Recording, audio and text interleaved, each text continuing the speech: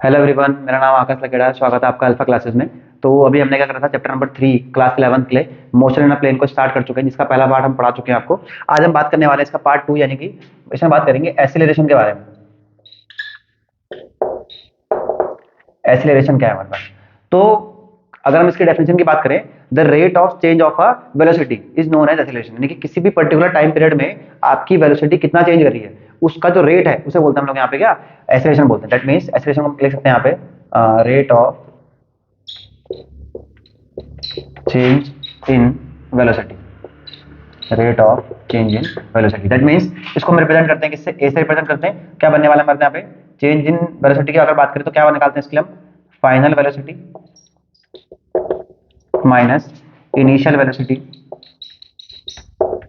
Divide by time. Clear है पे इतना? अगर हम बात करें यहाँ पे, मैं अगर फाइनल वेलोसिटी को v से रिप्रेजेंट करूं तो ये क्या बनेगा मेरे पास, a is equal to we minus, और इनिशियल वेलोसिटी को हम u से रिप्रेजेंट करें तो क्या बनने वाला है, v माइनस यू और अपॉन में t। ठीक है ना यहाँ पे इतना? तो अगर हम बात करें एक्सीलरेशन, हमारे पास क्या है, the rate of change of velocity, यानी कि किसी भी वेलोसिटी में कितना चेंज आ रहा है और कितने टाइम पीरियड में, पर्टिकुलर टाइम पीरियड में, उसे बोलते हैं यहाँ पे एक्सीलरेशन। अगर हम बात करें इसकी एसआई यूनिट की बात करें तो ये क्या होता है हमारे पास यहाँ पे, मीटर पर सेकंड स्क्वायर। कितना बनेगा, मीटर पर सेकंड स्क्वायर। अगर हम इसके डायमेंशन के बारे में बात करें, डायमेंशन पढ़ा चुके हैं पहले भी, तो क्या बनेगा इसके लिए यहाँ पे हमारे पास, ये बनेगा m0 LT माइनस टू। कितना बनेगा, m0 LT माइनस टू। ठीक है ना यहाँ पे? तो हमारे पास जो एक्सीलरेशन है वो एक्चुअल में है क्या हमारे पास, कि किसी भी बॉडी ने किसी एक पर्टिकुलर टाइम पीरियड में अपनी वेलोसिटी को कितना चेंज करा है। लेट से हमारे पास क्या था पहले, कि कोई ऑब्जेक्ट है जिसकी पहले टाइम t1 पे, हम मान लेते हैं t टाइम पे उसकी जो वेलोसिटी कितनी यहाँ पे 30 है। आफ्टर 5 सेकंड्स उसने अपनी स्पीड को बढ़ा के कितना कर दिया यहाँ पे, 30 से कर दिया कितना, 50 किलोमीटर पर आवर कर दिया यहाँ पे। तो इसमें जो जितना चेंज यहाँ पे आया है एक पर्टिकुलर टाइम पीरियड में, स्पीड में कितना फ्लक्चुएशन यहाँ पे आया है, उसे बोलते हैं एक्सीलरेशन। क्या बोलेंगे इसमें यहाँ पे, एक्सीलरेशन। क्लियर यहाँ पे इतना? इसके फॉर्मूला क्या बनेगा, a equal to we minus u upon t. ऐसा यूनिट क्या होती है इसके लिए, मीटर पर सेकंड स्क्वायर। डायमेंशन क्या होती है इसके लिए हमारे पे, m0 LT माइनस टू। चलिए आगे बढ़ते हैं हमारे पास। अब हमारे पास आता है velocity time graph. Velocity time graph, ठीक है। तो लेट्स से हमारे पास क्या है, हमने दो एक्सेस लिए यहाँ पे इस तरीके से। यहाँ पे हमने टाइम को रिप्रेजेंट करा है एक्स वाले एक्सेस में, और यहाँ पे हमने रिप्रेजेंट करा है किसको, यहाँ पे वेलोसिटी को। ठीक है ना? तो अगर मैं बात करें कि अगर पहले मैं आपको बात करूं कि भैया हमारे पास एक्सीलरेशन कितने टाइप के होते हैं, तो पहला टाइप हमारे पास कौन सा है यहाँ पे, कांस्टेंट एक्सीलरेशन, या फिर इसे बोलते हैं हम लोग यहाँ पे क्या, यूनिफॉर्म एक्सीलरेशन। इसमें होता क्या हमारे पास यहाँ पे, कि किसी भी एक टाइम पीरियड में आपकी जो वेलोसिटी है वो इंक्रीज नहीं करती है। आपका टाइम यहाँ से कितना होगा, 0 से लेकर t सेकंड तक आप चले गए, लेकिन आपकी जो वेलोसिटी का टाइम है वो कितना, यहाँ पे v का भी रह गया यहाँ पे, सिंपल यहाँ पे। तो ऐसे टाइम पे क्या होता है, आपको जो ग्राफ यहाँ पे बनता है उसे बोलते हैं यहाँ पे क्या, a इक्वल टू 0। यहाँ पे कितना, यहाँ पे a इक्वल टू 0। ध्यान देंगे, जब भी हमने बात करी थी किसकी, पोजीशन टाइम ग्राफ की बात करी थी, तो वहां पे जो उसका स्लोप बनता है ग्राफ का, वो रिप्रेजेंट करता है वेलोसिटी को। लेकिन अगर बात करें वेलोसिटी टाइम ग्राफ में, जो इसका स्लोप बनता है ग्राफ का, वो रिप्रेजेंट करता है किसको, यहाँ पे एक्सीलरेशन को। ठीक है यहाँ पे इतना? अगर बात करें यहाँ पे ऐसी, लेट से हमारे पास क्या है, दोबारा वही यहाँ पे हमने टाइम को रिप्रेजेंट करा है और ये हमने यहाँ पे लिया है वेलोसिटी को इस तरफ को। अगर हम बात करें यहाँ पे कि अगर कोई इस तरीके से यहाँ पे, यानी कि आपका जो वेलोसिटी है और टाइम है वो एक यूनिफॉर्मली वे में दोनों बराबर अमाउंट में क्या हो रहे हैं, चेंज हो रहे हैं, तो यहाँ पे तो ग्राफ बनता है, उसको बोलते हैं यहाँ पे क्या, ये बनेगा आपके लिए यूनिफॉर्म एक्सीलरेशन ग्राफ। क्या बनने वाला है, यूनिफॉर्म एक्सीलरेशन ग्राफ। ये वाला जो आपका जो स्लोप है यहाँ पे लाइन का, वो रिप्रेजेंट करेगा इसको यहाँ पे एक। ठीक है इतना? यहाँ पे तो हम बात कर सकते हैं यहाँ पे, जैसे कि हमने बोला कि यहाँ पे क्या आपके लिए जो वेलोसिटी का टाइम है वो कितना है, 0 है। तो हम क्या, फॉर्मुला हमारे पे क्या था, v इज इक्वल टू कितना था, v minus u upon T. That means आपके पास जो यहाँ पे v और u का चेंज है वो कितना यहाँ पे 0 है। दैट मींस आपका एक्सीलरेशन कितना हो गया, यहाँ पे 0 हो गया। ठीक है यहाँ पे? तो ऐसी वाली कंडीशन में क्या होता है, जब भी ग्राफ आपका क्या होता है, वेलोसिटी मूव नहीं कर रही होती है या फिर चेंज नहीं कर रही होती है, ऐसे टाइम पे a की वैल्यू कितनी आती है आपके लिए, 0 आती है। ठीक है ना? यहाँ पे दूसरा ग्राफ हमारे पास ये हो सकता है कि भैया क्या हो रहा है कि दोनों v और टाइम जो हमारे पास यहाँ पे, ये पर्टिकुलर टाइम में क्या हो रहा है, एक यूनिफॉर्म वे में चेंज हो रहे हैं, यूनिफॉर्म वे में चेंज हो रहे हैं। तो यहाँ पे क्या है, आपकी ए की वैल्यू क्या है यहाँ पे, यूनिफॉर्म एक्सीलरेशन हो जाएगा यहाँ पे, यानी कि आपका जो ए का स्लोप है वो लगातार एक ही एंगल में आगे तक बढ़ रहा है यहाँ पे। क्लियर है इतना यहाँ पे? चलिए इसी के साथ आगे बढ़ते हैं। हमारे पास कुछ, हमारे पास क्या है इसमें, इक्वेशन मतलब मोशन की कुछ इक्वेशन हमारे पास है जिनको हमें ड्राइव करना है पाता है यहाँ पे क्वेश्चन, मतलब पेपर में हमारे पास, एग्जाम में है, सिलेबस में हमारे पास तीन हमारे पास इक्वेशन होती है बेटा, इक्वेशन ऑफ मोशन तीन हमारे पास होती है। पहले हमारे पास है v is equal to u plus a t, second हमारे पास है s is equal to u t plus half a t square, और तीसरी हमारे पास है v square is equal to you square plus two a s. ये तीन इक्वेशन हमारे पास है जिनको आपको ग्राफिकली और कैलकुलस मेथड से दोनों से सॉल्व करने के लिए आता है, आपको ड्राइव करने के लिए आपको आएगा यहाँ पे। दोनों से हम बात करेंगे यहाँ पे। तो पहले हम बात करते हैं ग्राफिकल रिप्रेजेंटेशन ऑफ, ग्राफिकल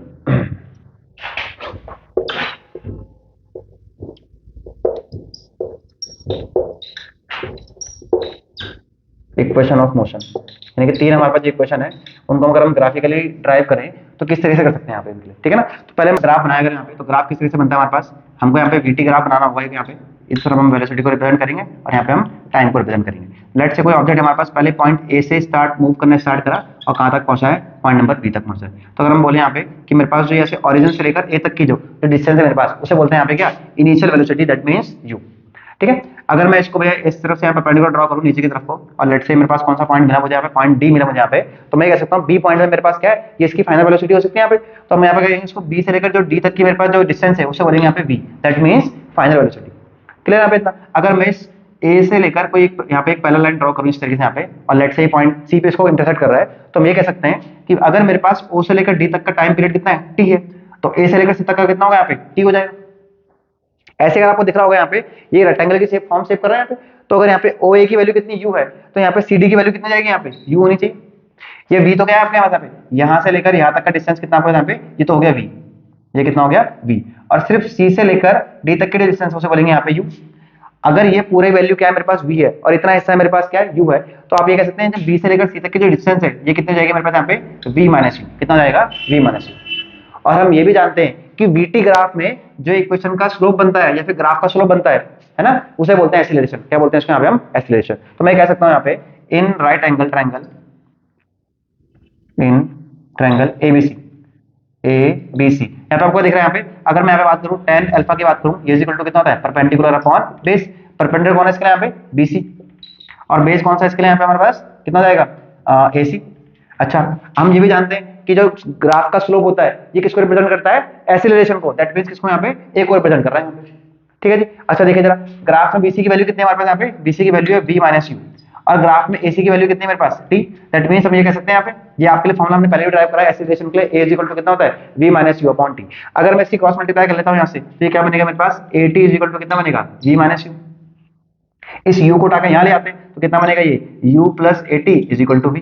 या फिर इसको अगर स्विच कर ले हम यहाँ पे से, तो क्या बनेगी क्वेश्चन मेरे पास, v is equal to u plus a t. तो अगर हम क्या करें यहाँ पे, पहली वाली इक्वेशन को ग्राफिकली अगर हम सॉल्व करना चाहें, ग्राफिकली इसको डेरिवेशन करना चाहें यहाँ पे, तो किस तरीके से करेंगे आप यहाँ पे, आपका पहले वीटी ग्राफ बनेगा। ध्यान रखेंगे तीनों इक्वेशन के जो वीटी ग्राफ आपको बनाना वाला है यहाँ पे, सेम ग्राफ यहीं पे रहेगा, यहाँ पे ग्राफ में कोई चेंज नहीं आने वाला है आपके लिए। लेकिन अगर बात करें हम पहले वाले में, पहली वाली इक्वेशन को आपको ड्राइव करना है इससे, तो कैसे करेंगे यहाँ पे, इसका जो हमारे पास ग्राफ का स्लोप होता है that means tan alpha, tan alpha is equal to कितना होता है, acceleration, tan alpha is equal to कितना जाएगा आपका ए हो जाएगा। और हम ये भी जानते हैं tan अल्फा की वैल्यू कितनी होती है, परपेंडिकुलर अपॉन बेस। परपेंडिकुलर कौन है इसके लिए यहाँ पे, बीसी, बेस कितना है इसके लिए यहाँ पे, एसी। बीसी की वैल्यू हमने कितनी ली यहाँ पे, बी माइनस यू, और बेस इसका जो है हमारे पास एसी है उसकी वैल्यू कितनी है हमारे पास, टी। इसकी क्रॉस मल्टीप्लाई करें तो क्या बनेगा हमारे पास, A T is equal to we minus U. इस यू को उठा के यहाँ लेके आ जाएंगे तो क्या बनेगा, u plus a T is equal to v, that means v is equal to कितना हो गया, यू प्लस ए टी। तो इस तरीके से आप लोग क्या कर सकते हैं यहाँ पे, पहली जो हमारे पास इक्वेशन ऑफ मोशन है हमारे पास यहाँ पे, v is equal to u t plus a t को, इसको आप ग्राफिकली ड्राइव कर सकते हैं यहाँ पे, ठीक है। चलिए सेकंड की बात करते हैं, ठीक है। चलिए आप यहाँ पे गिवन लिख भी सकते हैं यहाँ पे, आपको ग्राफ में क्या क्या गिवन है हमारे पास, जैसे हमारे पास ओ है और सी डी है, इसकी वैल्यू कितनी है हमारे पास, यू है। ऐसी बात करें यहाँ पे कितना हमारे पास, जो हमारे पास बी सी है इसकी वैल्यू कितनी है, वी माइनस यू। जो हमारे पास बी टी है इसकी वैल्यू कितनी है, वी। और अगर बात करें यहाँ पे कितना हमारे पास, जो हमारे पास ए सी हमारे पास जो है, और इज इक्वल टू क्या हमारे पास, ओडी इज इक्वल टू कितना हमारे पास, टी। ये ग्राफ में मेंशन है पहले से यहाँ पे, ठीक है ना, इसी को हमने यहाँ पे लिख दिया गिवन में यहाँ पे। ये तीनों इक्वेशन के लिए सेम रहने वाला है, इतना पोर्शन। अब अगर बात करें सेकंड इक्वेशन के लिए, तो क्या करना आपको यहाँ पे, अगर हम बात करें एरिया ऑफ ग्राफ, या फिर हम बात करें यहाँ पे कि भैया आपके इस ऑब्जेक्ट ने एक्चुअल में कितना एरिया कवर करा है, इसका इस पूरे ग्राफ का कितना एरिया कवर करा है, इसे बोलते हैं डिस्प्लेसमेंट। क्या बोलते हैं इसको यहाँ पे, डिस्प्लेसमेंट। किसी भी ग्राफ में जो area covered by the graph होता है ना, उसे बोलते हैं डिस्प्लेसमेंट। क्या बोलेंगे यहाँ पे इसको, displacement. Area of graph is equal to कितना होता है, डिस्प्लेसमेंट, एस बोलते हैं इसको यहाँ पे, ऐसे रिप्रेजेंट करेंगे यहाँ पे इसको। अच्छा, जो आपको ग्राफ भी बन रहा है, इसमें शेप कैसी बन रही है, क्या है आपको ट्रेपेजियम की तरह लग रहा है, ट्रेपेजियम जिसकी दो साइड क्या होती है, पैरेलल होती है, और एक क्वाड्रिलेटरल की शेप का होता है, उसे बोलते हैं ट्रेपेजियम। तो हम ये कह सकते हैं कि जो मेरा डिस्प्लेसमेंट है वो किसके बराबर है, एरिया ऑफ ट्रेपेजियम के बराबर है। तो हम ये कह सकते हैं यहाँ पे एस इज इक्वल टू जो बनने वाला है मेरे पास, ये क्या बनेगा मेरे पास, एरिया ऑफ ट्रेपेजियम। ट्रेपेजियम का नाम क्या है हमारे पास, O A B D O, O A B D O, ठीक है ना। अच्छा, हम ये भी जानते हैं बेटा कि एरिया ऑफ ट्रेपेजियम का फॉर्मूला क्या होता है हमारे पास यहाँ पे, 1/2 into sum of parallel sides and multiply by height. यानी कि भैया जो उसकी दो पैरेलल साइड होती है उसका सम करेंगे और मल्टीप्लाई कर देंगे किसके, उसके हाइट से मल्टीप्लाई कर देंगे, ठीक है। देखते हैं इसको आगे जरा, 1/2 into sum of parallel sides. Parallel side कौन कौन सी मेरे पास, एक तो बेटा ओ ए, दूसरी कौन सी मेरे पास यहाँ पे, बी डी। ठीक है, तो क्या बनेगा यहाँ पे मेरे पास O A plus B D into height कितनी बेटा इसकी यहाँ पे ओ से लेकर डी तक की, तो क्या बनेगा यहाँ पे ओ डी। अच्छा वैल्यू को पुट करेंगे यहाँ पे, कितना बनेगा मेरे पास 1/2 इंटू ओ ए की वैल्यू कितनी है मेरे पास यू, बी डी की वैल्यू कितनी है मेरे पास वी, बी डी की वैल्यू कितनी है वी यहाँ पे इंटू ओ डी की वैल्यू कितनी है मेरे पास टी। तो मेरे पास क्या इक्वेशन बन रही है यहाँ पे s is equal to 1/2 into u plus v into t. अच्छा एक चीज नोटिस करने वाली बात ये है हमारे पास कि सेकंड इक्वेशन में कहीं पे भी आपको वी नहीं मिलने वाला है, दैट मींस हमको वी को हटाना पड़ेगा यहाँ से। अगर हमको यहाँ से सेकंड इक्वेशन को ड्राइव करना है तो हम जानते हैं बेटा कि हमारे पास क्या है सेकंड इक्वेशन में कहीं पे वी नहीं मिलता आपको, तो हमको वी को सब्स्टिट्यूट करना पड़ेगा यहाँ से। तो कहां से कर सकते हैं, फ्रॉम इक्वेशन फर्स्ट। आपने पहली इक्वेशन लिखी थी यहाँ पे फ्रॉम इक्वेशन फर्स्ट, पहले इक्वेशन क्या है v इक्वल टू कितना है u प्लस ए टी। अब अगर मैं इसको इक्वेशन को यहाँ पे रख दूं v की जगह में तो क्या बनेगा मेरे इक्वेशन ये s इज इक्वल टू बनेगा 1/2 u प्लस v की जगह में रखने वाले कितना u प्लस ए टी, तो u प्लस ए टी और multiply by t, multiply by t, ठीक है ना। u प्लस u कितना आएगा आपके यहाँ पे 2u, तो कितना बनेगा 1/2 into 2u plus a T और इंटू टी। अच्छा अब अगर 1/2 की मल्टीप्लाई करूंगा इसमें तो 2 से 2 कट जाएगा, कितना बचेगा यहाँ पे u, और अगर t की मल्टीप्लाई भी कर दूं तो कितना बचेगा यहाँ पे ut, तो s इज इक्वल टू कितना हो जाएगा हमारे पास यहाँ पे ut हो जाएगा। प्लस आगे बढ़ते हैं 1/2 की मल्टीप्लाई करूंगा इसमें तो कितना बनेगा ये 1/2 और a और t, अब t की मल्टीप्लाई दोबारा इसमें करेंगे तो कितना बनेगा ये t स्क्वायर। तो हम ये कह सकते हैं यहाँ पे कि सेकंड इक्वेशन क्या ड्राइव होगा हमारे पास से s is equal to ut plus half at square. Clear रहता है यहाँ पे। तो सेकंड इक्वेशन को ड्राइव करने के लिए आपको यूज करना पड़ेगा इसमें क्या एरिया ऑफ ट्रेपेजियम, और हम ये भी जानते हैं कि पूरा जो इसका एरिया है वो किसके बराबर होता है यहाँ पे डिस्प्लेसमेंट के बराबर होता है, दैट मींस s के बराबर हो जाएगा यहाँ पे। तो s इज इक्वल टू कितना हो गया आपके यहाँ पे area of trapezium O A B D O, ठीक है। ट्रेपेजियम का फॉर्मूला क्या होता है हमारे पास एरिया का 1/2 into sum of parallel sides into height.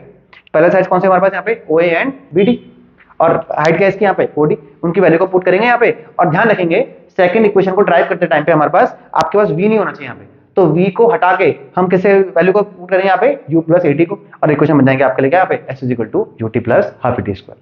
तो अगर हम थर्ड इक्वेशन की बात करते हैं तो आपको एक काम तो बिल्कुल सिमिलर करना है, कैसा है यहाँ पे ग्राफ सेम रहेगा तीनों में, गिवन आपको तीनों सेम लिखना है यहाँ पे। और तीसरी इक्वेशन के लिए इतना काम तो आपने सेम करना है कि आपको जो s लेना है यहाँ पे वो कितना लेना है, आपको एरिया ऑफ ट्रेपेजियम लेना है यहाँ पे, सिंपल, बाकी काम आपने पहले पढ़ चुके हैं यहाँ पे।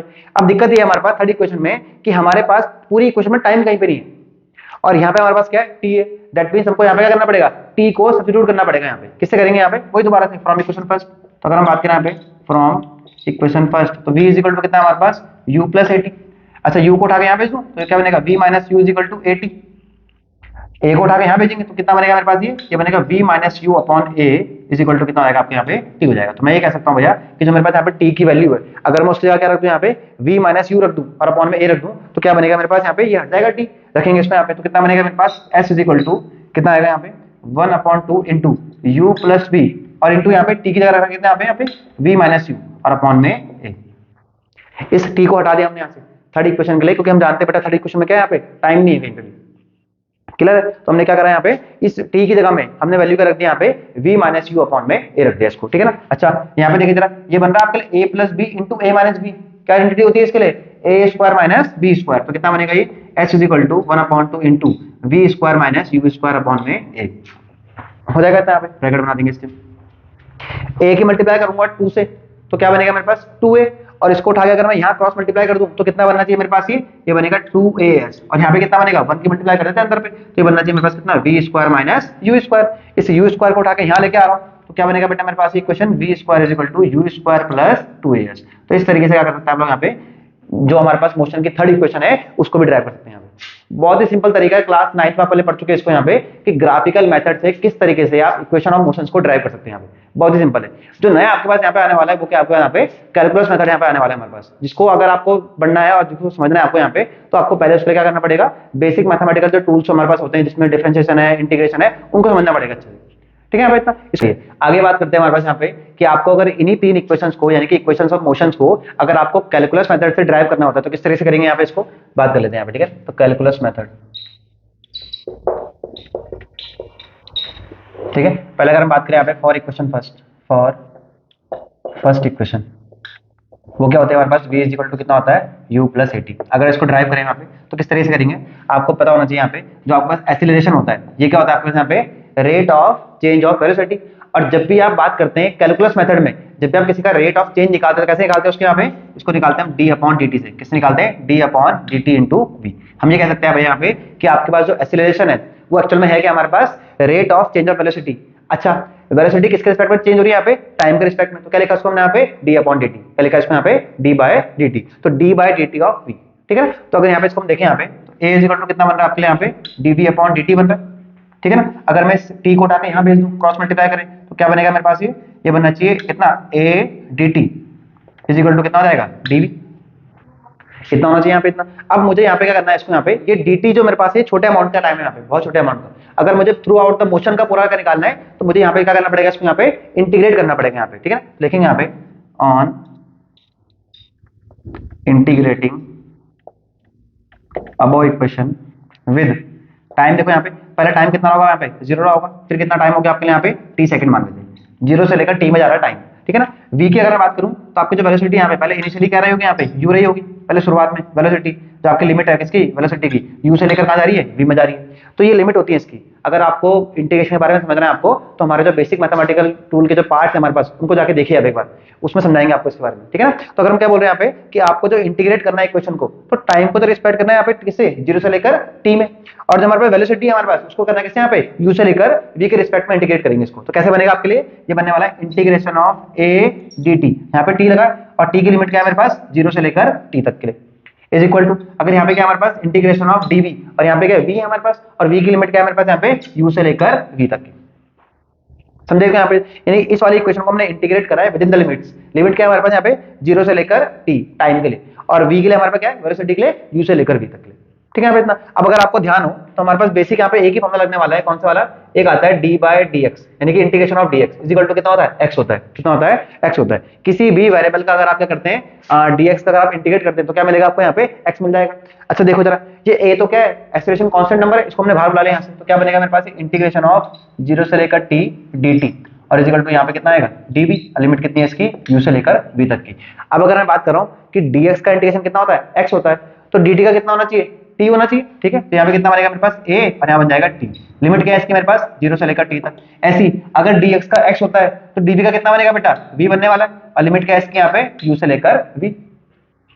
इजी है बिल्कुल। यहाँ पे थोड़ा बहुत अगर कंफ्यूजन हो सकता है आपके मन में, क्योंकि शुरुआत कर नई चीज है आपके पास यहाँ पे, लेकिन अगर इसको अच्छे से समझना है आपने तो पहले वीडियो देखिए यहाँ पे जाके, ठीक है, समझेंगे वहां से इसको, ठीक है। आगे बढ़ते हैं हमारे पास, जैसे हमने यहाँ पे देखा dx का इंटीग्रेशन कितना होता है, x होता है, तो dt का कितना हो जाएगा, t हो जाएगा, और dv का कितना हो जाएगा यहाँ पर v हो जाएगा।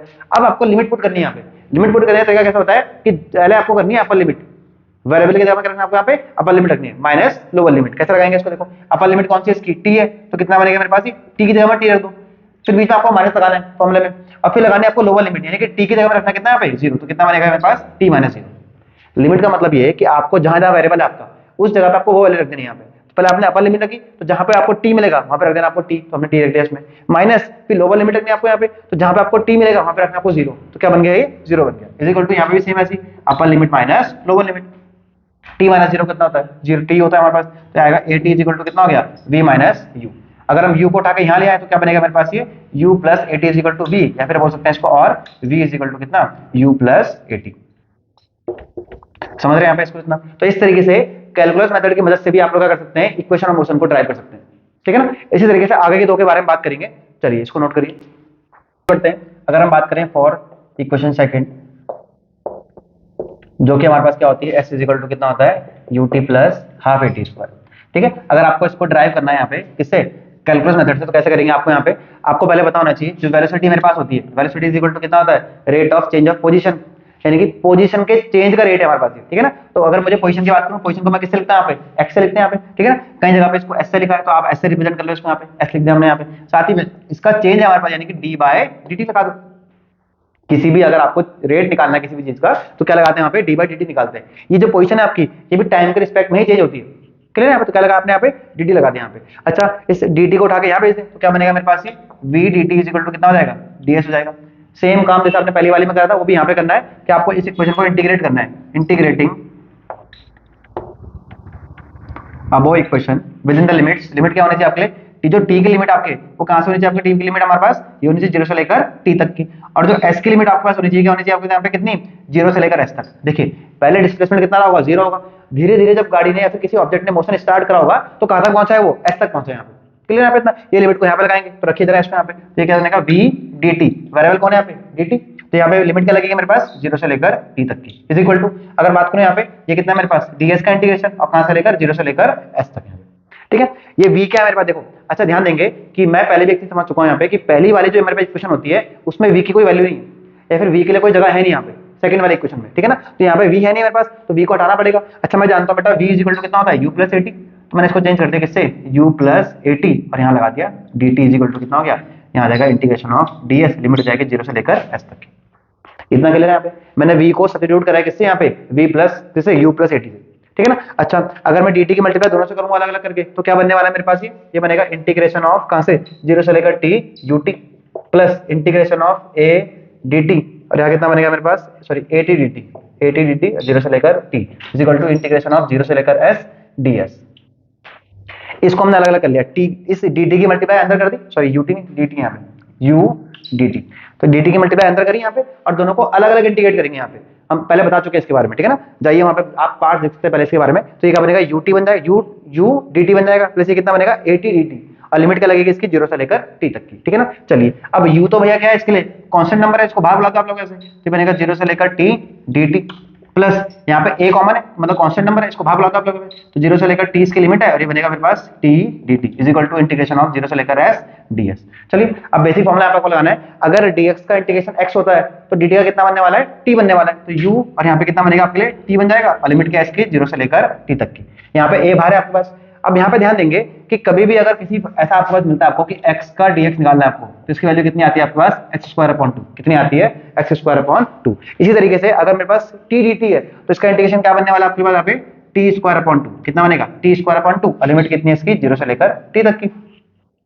आ रहा है समझ में, अगर x dx का इंटीग्रेशन x स्क्वायर अपॉन 2 हो सकता है तो t dt का कितना बनेगा आपके लिए, यहाँ पे t स्क्वायर अपॉन 2 बन जाएगा, ठीक है, और लिमिट लगाएंगे 0 से लेकर t तक की। ऐसे यहाँ पे integration of ds is equal to s बन जाएगा आपके लिए, और ये बनेगा लिमिट कितनी, 0 से लेकर s तक। इंटीग्रेशन हो गया बेसिक यहाँ पे।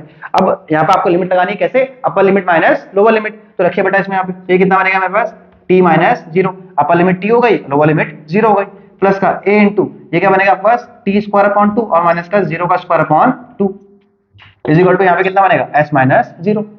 Simple, upper limit minus lower limit, u into t कितना बनता है बेटा, ut बन जाएगा, प्लस यहाँ पे देखिए जरा ये तो पूरा 0 हो जाएगा अपना, और ये कितना बनेगा आपको यहाँ पे a t स्क्वायर अपॉन 2, और यहाँ पे कितना बनेगा इज इक्वल टू s। अगर मैं इसको ऐसे लिख दूं s is equal to ut plus यहाँ पे 1 अपॉन 2 को आगे ले लिया हमने हाफ a t स्क्वायर। तो इस तरीके से इक्वेशन सेकंड को भी ट्राई कर सकते हैं किसकी मदद से, हम यहाँ पे कैलकुलस मेथड की वजह से, ठीक है ना। यहाँ पे चलिए नोट करेंगे इसको। अगर हम बात करें यहाँ पे थर्ड इक्वेशन की बात करते हैं, जो कि हमारे पास क्या है, v square is equal to you square plus 2as। आपको इसको ड्राइव करना अगर यहाँ से तो कैसे कर सकते हैं, अच्छा हम जानते हैं भैया कि एक्सेलरेशन इज इक्वल टू कितना होता है मेरे पास, dv अपॉन dt, कितना होता है dv अपॉन dt, वेलोसिटी का रेट होता है भैया, चेंज होने का रेट, ठीक है ना। अच्छा अगर हम क्या करें यहाँ पे, मैं दोनों में ना ऊपर नीचे ds की मल्टीप्लाई कर दूं, ऊपर नीचे किसकी मल्टीप्लाई करें, ds की मल्टीप्लाई करें, समझाएंगे भैया कि ऊपर इसको हम यहाँ पे, ठीक है ना। अच्छा अगर मैं इस तरीके से करूँ और इस ds को यहाँ पे ले लूँ और इस dt को यहाँ पे ले लूँ, भैया मल्टीप्लाई में दोनों आगे बचे लिख सकते हैं। अगर मैं आपको ऐसे बोलूं भैया कि 3 मल्टीप्लाई बाय 2 तो कितना आएगा, 6 आएगा, या फिर अगर बोले 2 मल्टीप्लाई बाय 3 तो आंसर कितना आने वाला है, 6 आने वाला है, कोई दिक्कत नहीं है। दोनों नंबर्स कैसे हैं, मल्टीप्लाई में मैं इस ds को लेके जा रहा हूँ इसके नीचे और dt को लेके आ रहा हूँ इसके नीचे, तो क्या बनेगा मेरे पास, ये a इज इक्वल टू बन जाएगा dv अपॉन ये ds यहाँ पे आ गया, dv अपॉन ds इंटू यहाँ पे कितना बनेगा मेरे पास, ds अपॉन dt, कितना बन जाएगा ds अपॉन dt। हम एक और चीज जानते हैं बेटा यहाँ पे कि हमारे पास जो ds अपॉन dt होता है ये किसके बराबर होता है, वेलोसिटी के बराबर। ऐसे क्या मेरे पास डिस्प्लेसमेंट, और डिस्प्लेसमेंट का चेंज क्या होता है हमारे पास यहाँ पे, वेलोसिटी। तो हमने क्या लिख सकते हैं, इसका v लिख दूं यहाँ पे इसको, तो कितना बनेगा मेरे पास a dv अपॉन ds, और यहाँ इंटू क्या बन जाएगा मेरे पास v बन जाएगा, ठीक है ना। इस ds को उठा के यहाँ पे लेके आ रहे हैं हम लोग, तो ds और इंटू a बन जाएगा यहाँ पे इज इक्वल टू यहाँ पे कितना बनेगा v dv, कितना बनने वाला है v dv। अब दोबारा इसको इंटीग्रेट करेंगे यहाँ पे, तो लिखना आपको इसमें यहाँ पे integrating above equation with in the limits, limits क्या हमारे पास यहाँ पे s के लिए जो लिमिट हमारे पास कितनी है 0 से लेकर s तक, और v के लिए जो लिमिट हमारे पास कितनी है हमारे पास यहाँ पे u से लेकर v तक, कहाँ पे u से लेकर v, क्लियर यहाँ पे इतना लगाइए इसमें लिमिट, तो क्या बनेगा बेटा मेरे पास ये बन जाएगा हमारे पास इंटीग्रेशन ऑफ a ds, और लिमिट कितनी है s की हमारे पास 0 से लेकर s तक की, इज इक्वल टू यहाँ पे क्या बनेगा integration of v dv, limit कितनी है इसकी 0 से लेकर v तक की, ठीक है जी इतना, ठीक है। अब इसको अगर हम इंटीग्रेट यहाँ पे करते हैं तो कैसे होने वाला है इंटीग्रेट, यहाँ पे देखिए जरा, a तो कांस्टेंट है, a को बाहर बुला लें यहाँ पे से, बुला लिया हमने बाहर, तो ये क्या बनेगा मेरे पास, a तो आ गया बाहर, अंदर बचेगा मेरे पास यहाँ पे क्या इंटीग्रेशन ऑफ ds और लिमिट क्या इसके 0 से लेकर s तक की। ऐसे अगर बात करें v dv, ध्यान रखेंगे देखो जरा, जब हमने सीखा था यहाँ पे कि x dx का इंटीग्रेशन कितना होता है x स्क्वायर अपॉन 2, तो v dv का कितना बनेगा मेरे पास यहाँ पे v स्क्वायर अपॉन 2, और लिमिट क्या लगेगी बेटा इसकी यहाँ पे v u से लेकर v तक की।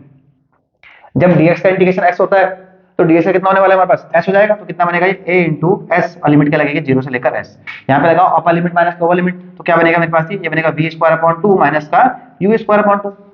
एक बार आपने अपर लिमिट लगा दी v की जगह में और एक बार लगा दी लोअर लिमिट, ठीक है। यहाँ पे लगा दो upper limit minus lower limit, कितना बनेगा मेरे पास s minus 0 is equal to, इसमें से 1/2 आपने बाहर ले लिया तो क्या बचेगा ये v square minus u square. तो यहाँ पे बचेगा as, इस 2 को उठा के यहाँ पे क्रॉस मल्टीप्लाई कर दें तो कितना बनेगा मेरे पास ये 2as इज इक्वल टू कितना बनेगा v square minus u square. अगर इस इक्वेशन को रीअरेंज करूं मैं यहाँ पे से और u स्क्वायर को उठा के यहाँ पे लेके आऊं तो इक्वेशन बनती है मेरे पास v square is equal to u square plus 2as, जो कि हमारे पास क्या है थर्ड इक्वेशन है किसकी, मोशन की। इजी बिल्कुल यहाँ पे। तो इसी तरीके से क्या कर सकते हैं आप लोग यहाँ पे ग्राफिकल और कैलकुलस मेथड दोनों से ही आपकी जो तीनों इक्वेशन हमारे पास मोशन की होती है इनको ड्राइव कर सकते हैं, ठीक है जी। इतना तो उम्मीद करता हूँ आपको वीडियो पसंद आई हो, पसंद आए तो वीडियो को लाइक करें, सब्सक्राइब करें, शेयर करें, ठीक है, और दोस्तों शेयर करें अपने यहाँ पे। Thank you so much.